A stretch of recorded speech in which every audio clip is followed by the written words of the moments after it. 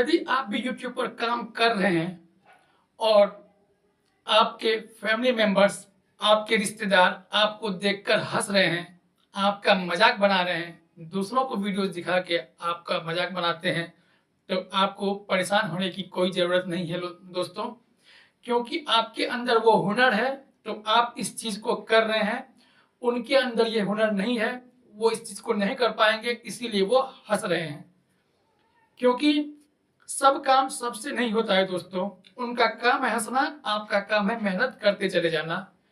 क्योंकि हो सकता है वो 2 दिन, 4 दिन, 5 दिन हंसेंगे, मगर कुछ दिनों के बाद वो भी उस चीज़ को भूल जाएंगे और आपको इसका जवाब हाथों से नहीं, मुंह से नहीं, सफलता से देना है। जब सफलता का जवाब पड़ेगा उसके गालों पर, तो बहुत जोर का दर्द होगा और आवाज़ नहीं होगा उसमें दोस्तों। जी हाँ, मेरा कहने का मतलब ये है, जिसको जो बोलना है बोलने दो, सब कुछ भूलकर अपने काम पर फोकस करो, अपने काम पर ध्यान दो और कुछ बेहतर करने का हमेशा प्रयास करें।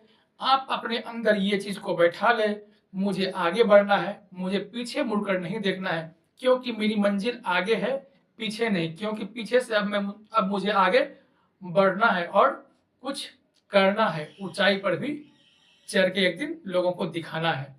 जी हाँ दोस्तों, मैं आपको इसीलिए मोटिवेट करता हूँ बार-बार। बहुत सारे वैसे मेंबर्स हैं जो यूट्यूब पे काम करना चाह रहे हैं, फेसबुक पे काम करना चाह रहे हैं, इंस्टाग्राम पे काम करना चाह रहे हैं, मगर वो इस चीज़ को सोचकर पीछे हो जाते हैं।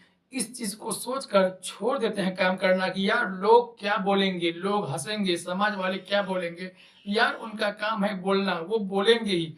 जब मैंने भी इस चीज़ को शुरू किया था, तो बहुत सारे वैसे लोग थे जो बोल रहे थे, यार तुम ये फालतू की कामों को छोड़ दो, तुम कुछ दूसरा काम करो जिससे 2 पैसा इनकम होगा।